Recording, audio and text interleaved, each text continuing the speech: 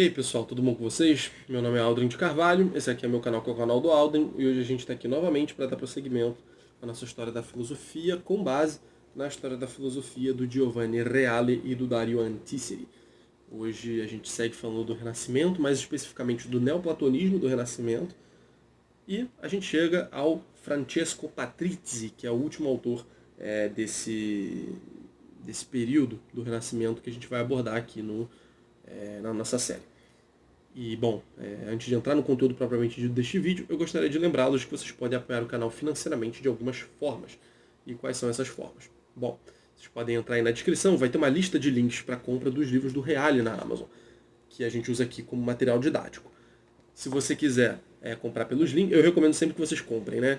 E se vocês quiserem comprar especificamente por esses links, vai sair o mesmo preço para vocês, só que com uma comissãozinha em cima do valor, o que é muito, muito, muito bom. Além disso, vocês podem fazer uma doação pontual pela chave Pix, que está aí embaixo, pelo botão Valeu, que está embaixo também, ou por algum super chat que estiver rolando durante alguma live aqui no canal. E a melhor forma pela qual vocês podem fazer esse apoio é o apoio no Apoia-se. Para quem não sabe, o Apoia-se é uma plataforma de apoio mensal em que você seleciona qualquer valor, no meu caso a partir de R$ 2, para doar para o seu produtor de conteúdo preferido. Assim, por mais que você só dê R$ 2, eu tenho a garantia de que eu vou receber nos outros meses, né? Eu acho que eu pulei a palavra mensal, mas é um apoio mensal que você vai dar para o seu produtor de conteúdo que você quiser ajudar, né? Então, R$ 2 todo mês, pelo menos eu tenho a certeza de que eu vou receber esse dinheiro no mês seguinte, né? E se todo mundo doasse R$ 2, certamente no fim das contas ia ser um dinheirinho maneiro aí que ia render. Então sinta-se à vontade para fazer a sua doação. E se você apoiar especificamente no Apoia-se, você vai receber aqui no começo de todos os vídeos um agradecimento especial. Então eu gostaria de agradecer hoje aos nossos 4 atuais apoiadores. O Luiz, a Andressa, o Cássio e ao Denício. Pessoal, muito obrigado pelo apoio de vocês. E você que ainda não apoia, apoia aí, por favor. Agora vamos para o conteúdo do vídeo. Bom, como eu ia dizendo, o vídeo de hoje é sobre Francesco Patrizzi, que aqui o Reale traduz como Francisco Patrizzi.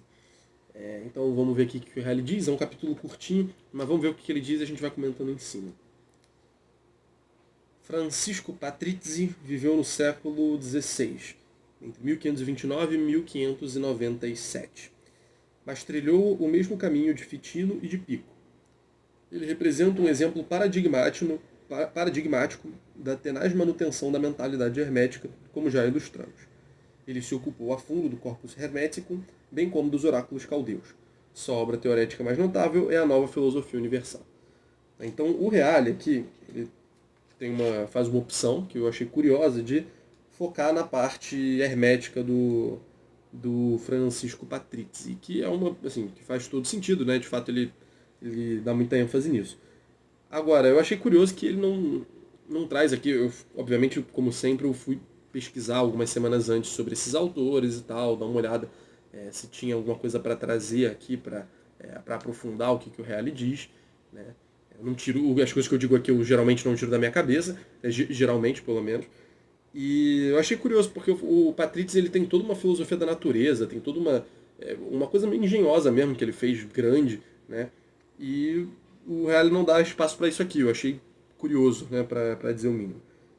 Mas o Reale então vai dar essa ênfase nessa manutenção da mentalidade hermética que ele vai trazer. E, enfim, então, naturalmente, ele estudou muito o corpus hermético e os oráculos caldeus e escreveu essa obra chamada Nova Filosofia Universal. E é ali que ele desenvolve essa cosmovisão dele que eu falei, que não é tão trabalhada pelo Reale aqui. Seguindo Hermes Trismegisto, que ele considerava não apenas contemporâneo de Moisés, mas até mesmo mais velho um pouco, né, Paulo Sênior, né, um pouco mais velho, literalmente, Patrizzi tinha a convicção de que, sem filosofia, não era possível ser religioso nem piedoso. Então, olha que interessante, né? A gente já viu isso em outros momentos, né? Essa coisa da filosofia sendo trazida, essa coisa de que não basta só uma religião, não basta uma religião dos simples, né? Precisa ter uma religião douta, uma religião que esteja embasada ali na filosofia, que tenha um aspecto teórico bastante desenvolvido, né? Que esteja de acordo aí com o pensamento filosófico e tal. Então ele vai colocar não só, ele junto de outras pessoas que a gente já viu, ele vai dizer não só que a filosofia é importante para ser religioso, mas é fundamental. Né? Não é possível ser religioso nem piedoso sem a filosofia. Mas a deformação da filosofia de Aristóteles, que negava a providência e a onipotência de Deus, mostrava-se gravemente prejudicial. Então vejam, né? Não é como se ele fosse uma espécie de escolástico que, pô, vamos isso aí, vamos conciliar a fé com razão, porque a razão tem muito a contribuir para a fé e não sei o quê. Não, não é tão simples assim.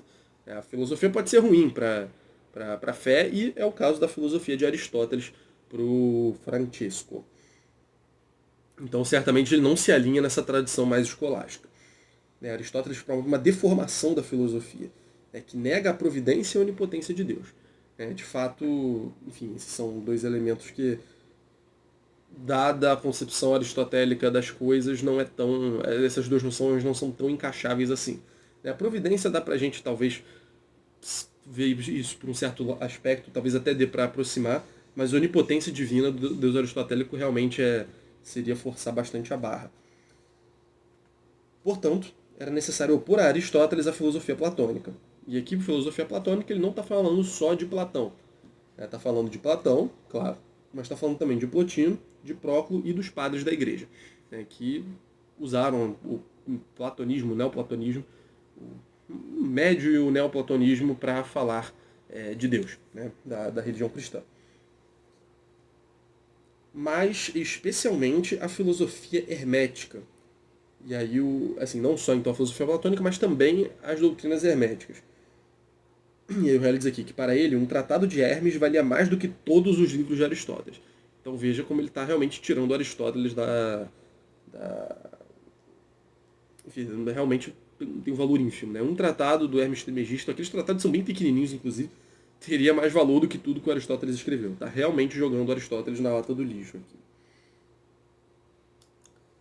E aí ele diz aqui, né? Patrício chegou ao ponto de conclamar o Papa a promover o ensino das doutrinas do Corpus Hermeticum, que, na sua opinião, seria de enorme importância, podendo ter o efeito de fazer os protestantes alemães retornarem à fé católica. Bom, a gente não falou do Lutero ainda. Será que é no próximo vídeo que a gente fala do Lutero? Acho que não. Ainda tem um pouquinho. Não vai ser no próximo vídeo, não. Mas a gente vai falar daqui a alguns vídeos do Martinho Lutero, de alguns outros reformadores protestantes, porque, enfim, trouxeram ideias diferentes, ou quiseram retomar ideias que eles achavam que eram antigas, enfim, esse tipo de coisa. Então, naturalmente, isso é importante aqui para a história da filosofia. E, como vocês muito bem sabem, o Lutero começou esse movimento de uma separação da Igreja Católica de uma série de igrejas. Né? E, bom, de modo que boa parte da Europa se tornou protestante, né? Uma parte bem considerável. Vários países se tornaram protestantes. Isso ali ao longo do século XVI, né, principalmente. E para vocês verem, né, isso já tinha acontecido aqui, quando o Patrício vive, e ele diz que esse ensino do Corpus Hermeticum teria o poder de trazer os protestantes de volta ao catolicismo. Então vejam vejam em qual conta o Patrício está colocando o Hermes, né, o Corpus Hermeticum. E ele também chegou até mesmo a recomendar ao pontífice a introdução do hermetismo no programa de estudos dos jesuítas. Então, lá na Companhia de Jesus, aquela formação deles, que é uma formação intelectual bastante séria, né? Todo mundo...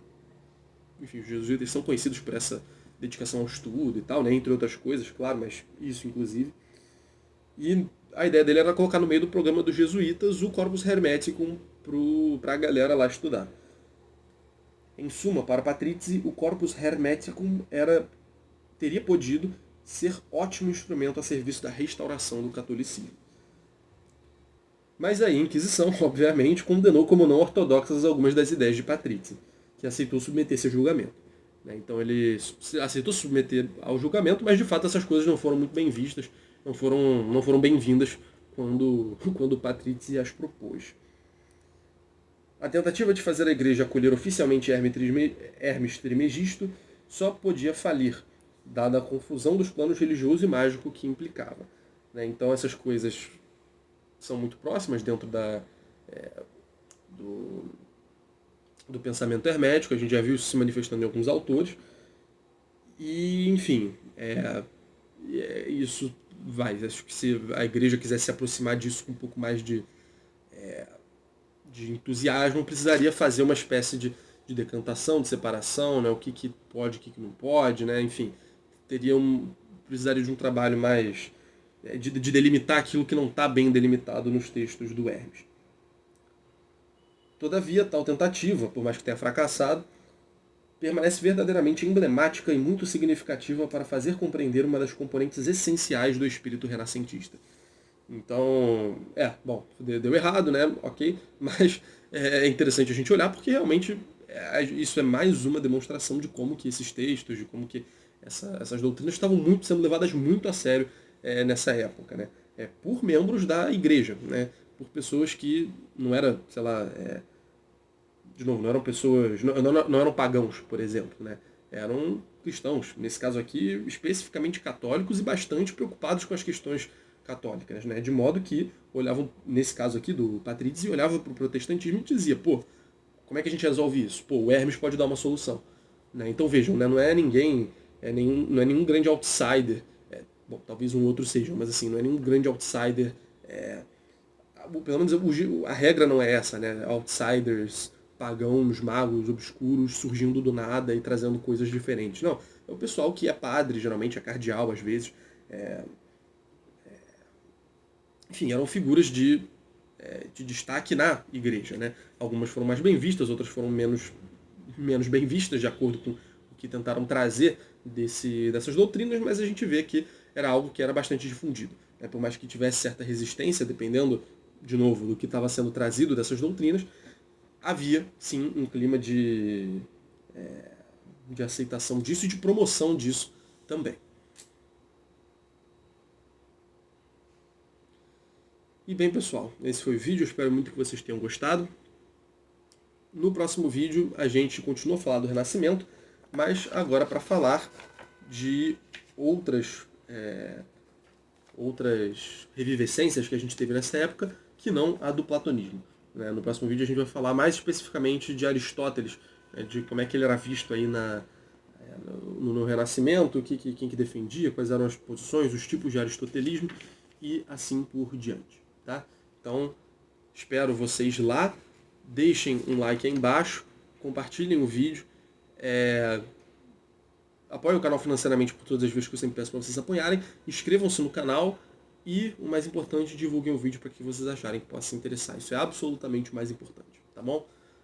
Valeu, gente. Abração. Tchau, tchau.